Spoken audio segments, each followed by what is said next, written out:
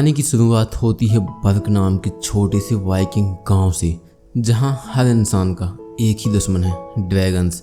रात का सन्नाटा, अचानक गरजती आवाजें और आकाश में उठती आग की लपटें। गांव में ड्रैगन्स का हमला होता है। पूरा आकाश आग से भर जाता है। सारे वाइकिंग्स अपने हथियार उठाकर बाहर निकल आते हैं। ये हमारे लिए तो एक लड़ाई थी, लेकिन उनके लिए ये एक डेली का काम था। इसी अफरा तफरी के बीच हमें मिलता है एक पतला दुबला सा लड़का, हिकअप। वो बाकी योद्धाओं की तरह तलवारें नहीं चला रहा था, बस दूर खड़ा सब देख रहा था। लेकिन तभी एक विशाल ड्रैगन उस पर झपट पड़ता है। हिकअप की आंखें डर से जम जाती हैं और आखिरी पल में उसका पिता, गांव का नेता स्टोइक, उसे आकर बचा लेता है। स्टोइक का गुस्सा साफ झलकता है। स्टोइक कहता है, अपने काम से काम रखो हिकअप, ये लड़ाई तुम्हारे बस की नहीं। दरअसल हिकअप गांव की लोहार गोबर के साथ हथियार बनाता है।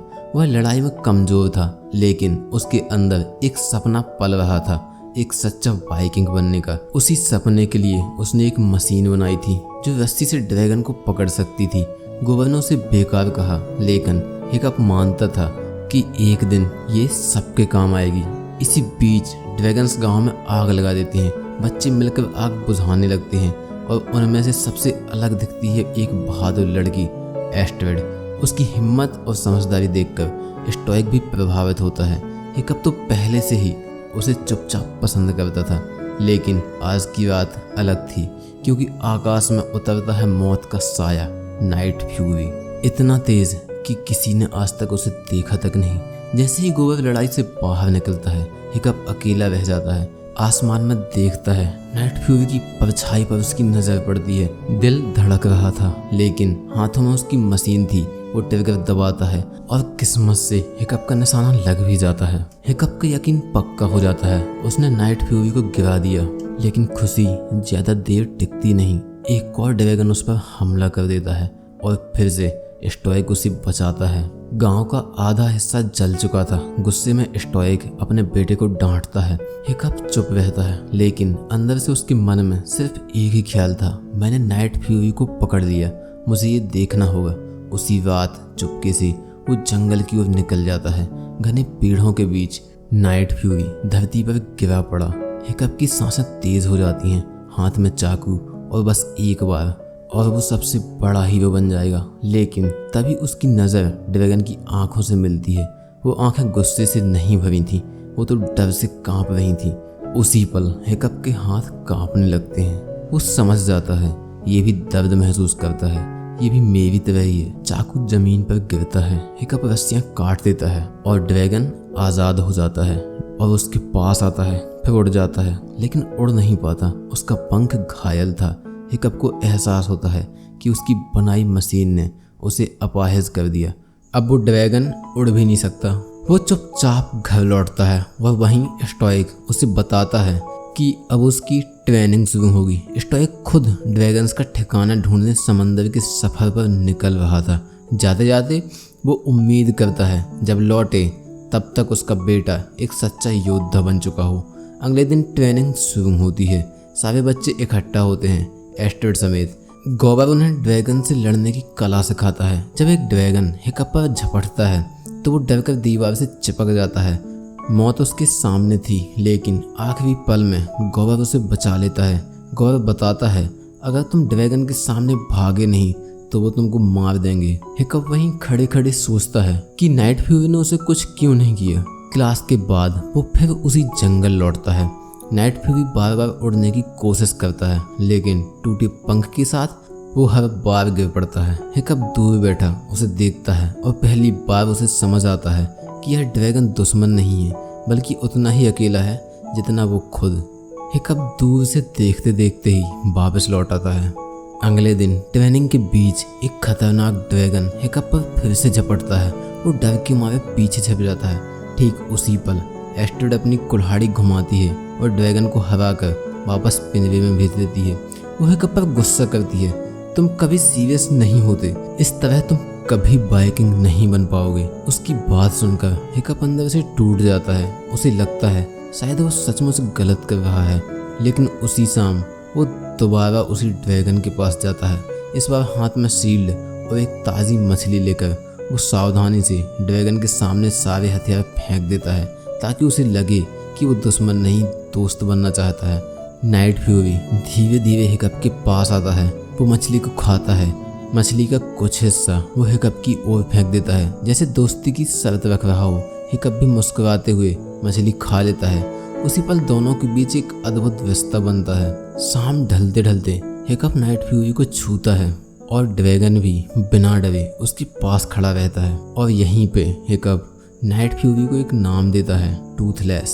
दोनों साथ में मस्ती करते हैं और पहली बार दोनों का भरोसा पक्का हो जाता है। रात को ट्रेनिंग में गोबर बच्चों को अपनी कहानी सुनाता है। वो बताता है कैसे एक लड़ाई में उसने अपना हाथ और टांग खो दी थी। उसकी बात चुभती है क्योंकि हिकअप को याद आता है कि उसकी वजह से टूथलेस का पंख टूट गया था। गिल्ट से भरा वो फैसला करता है कि अपने नए दोस्त को वो उड़ान वापस देगा। वो वर्कशॉप में दिन रात मेहनत करता है और एक नया पंख तैयार करता है। सुबह होते ही सामान लेकर टूथलेस के पास पहुंच जाता है और साथ में बहुत सारी मछलियां ड्रैगन को खाने के लिए। जब तक टूथलेस मछलियां खाता है वो उसकी पूंछ में वो पंख जोड़ देता है। जब टूथलेस पहली बार पंख फैलाकर उड़ता है हिकअप की आंखों में खुशी झलक आती है। लेकिन ये उड़ान अकेली नहीं थी। टूथलेस हिकअप को अपनी पीठ पर बैठा लेता है। तेज हवाओं और बादलों के बीच वो दोनों आसमान में उड़ते हैं। डर और रोमांच के बीच हिकअप महसूस करता है ये सिर्फ ड्रैगन नहीं, मेरा साथी है। अगले दिन ट्रेनिंग में एक नया ड्रैगन लाया जाता है जो अपने मुंह से आग छोड़ सकता है और दूसरे मुंह से धुआं फेंककर सबको अंधा कर देता है। लेकिन अगर उसके सिर पे पानी डाल दिया जाए तो वो आग छोड़ना बंद कर देता है। बाकी सारे बच्चे डर कर अपना पानी वेस्ट कर देते हैं। लेकिन हिकअप शांति से एक मछली आगे बढ़ाता है और ये वही इलेक्ट्रिक ईल मछली है जिससे टूथलेस डरता था। ड्रैगन बिना लड़े पिंजरे में लौट जाता है। गांव वाले हैरान रह जाते हैं हिकअप ने ड्रैगन को बिना लड़ाई के काबू में कैसे कर लिया। धीरे धीरे हिकअप सभी ड्रैगन्स को काबू करता गया क्योंकि अब उसको हर वो चीज पता है जो ड्रैगन्स को पसंद नहीं है। टूथलेस की वजह से हिकअप और टूथलेस दोनों रोज आसमान में उड़ते, खेलते और नई नई बातें सीखते। अब गांव में हर कोई हिकअप की तारीफ करता है लेकिन अंदर ही अंदर हिकअप जानता था ये सब उसके दोस्त टूथलेस की वजह से है। लेकिन इसी बीच एस्ट्रिड को शक हो जाता है कि डेली हिकअप कहाँ जाता है। वो हिकअप का पीछा करने लगती है। दूसरी ओर लंबे सफर के बाद स्टॉइक गांव लौटता है और जैसे ही सुनता है कि उसका बेटा ड्रैगन्स को सबसे जल्दी हरा देता है वो गर्व से भर उठता है। रात को वो हिकअप को गले लगाता है और कहता है, मुझे लगा था तुम वाइकिंग्स का नाम मिटा दोगे लेकिन आज मैं गर्व से कह सकता हूँ मेरा बेटा असली योद्धा है। ट्रेनिंग धीरे धीरे खत्म हो जाती है। अब बेस्ट स्टूडेंट का नाम पूछा जाता है। चारों ओर सन्नाटा। तभी हिकअप का नाम गूंजता है। स्टॉइक गर्व से चमक उठता है लेकिन हिकअप अंदर से बेहद बेचैन हो जाता है। वो ट्रेनिंग एरिया से निकल जाता है। एस्ट्रिड उसका पीछा करती है। पहाड़ों के बीच पहुंचकर वो उसे धक्का देती है और कहती है, सच बताओ तुम इतने अच्छे कैसे बन गए। उसी पल टूथलेस वहां आ जाता है। एस्ट्रिड उसे देखकर फाइट मोड में आ जाती है लेकिन हिकअप उसे रोक लेता है। एस्ट्रिड हैरान रह जाती है। वो गांव की ओर दौड़ती है सब कुछ सच बताने के लिए। हिकअप टूथलेस को इशारा करता है और टूथलेस उसे उठाकर उड़ जाता है। एस्ट्रिड चीखती है। हिकअप कहता है, माफी मांगो। एस्ट्रिड डरते डरते कहती है, सॉरी। ड्रैगन शांति से उड़ता है और दोनों को एक खूबसूरत राइड पर ले जाता है। धीरे धीरे एस्ट्रिड को भी मजा आने लगता है। हवा के झोंकों में बादलों के ऊपर उसके चेहरे पर मुस्कान लौट आती है। तभी हिकअप उसे सच्चाई बताता है, जैसे हम ड्रैगन से डरते हैं वैसे ड्रैगन्स भी हमसे डरते हैं। वो उतने खतरनाक नहीं जितना हम सोचते हैं। एस्ट्रिड कहती है, तो फिर ये हमारे घर क्यों जलाते हैं और हमारे जानवर क्यों चुराते हैं। टूथलेस दोनों को ले जाता है उस जगह जहाँ लावा फूट रहा था। वहाँ वो देखते हैं सैकड़ों ड्रैगन्स शिकार पकड़कर एक विशाल गुफा में डाल रहे हैं और उस गुफा के अंदर रहता है एक दानव जैसा विशाल ड्रैगन जिसका नाम है रेड डेथ। हिकअप और एस्ट्रिड को समझ आ जाता है। बाकी ड्रैगन्स मजबूरी में इंसानों पर हमला करते हैं ताकि इस राक्षस को खाना दे सकें। असल दुश्मन वो नहीं बल्कि ये रेड डेथ है। एस्ट्रिड कहती है, हमें गांव जाकर सबको बताना चाहिए। हिकअप उसे रोकता है, अगर अभी बताया तो लोग टूथलेस को मार देंगे। सही वक्त आने दो, मैं खुद सबको बताऊंगा। अगले दिन गांव में सबसे बड़ा इवेंट होता है। हिकअप को अकेले ही एक ड्रैगन का सामना करना होता है। स्टोइक और पूरा गांव इकट्ठा होते हैं। ड्रैगन हिकअप के सामने आता है, लेकिन हिकअप अपने सभी हथियार नीचे फेंक देता है। भीड़ सन्न रह जाती है। हिकअप शांत स्वर में कहता है, ड्रैगन्स उतने खतरनाक नहीं जितना हम सोचते हैं। असल में हम ही उन्हें गलत समझते हैं। लोग हैरान होकर एक दूसरे को देखते हैं। पहले तो ड्रैगन शांत होता है, लेकिन सभी लोग उसे भड़का देते हैं और वो हिकअप पर हमला कर देता है। तभी टूथलेस आ जाता है। वह पूरी ताकत से उस ड्रैगन को डराकर वापस पिंजरे में भगा देता है। लेकिन जैसे ही सब लोग टूथलेस को देखते हैं, उन्हें लगता है कि यह भी दुश्मन है। लोग उसे पकड़ते हैं। हिकअप सबको बताना चाहता है कि टूथलेस उसका दोस्त है, दुश्मन नहीं, लेकिन हिकअप को भी पकड़ लिया जाता है।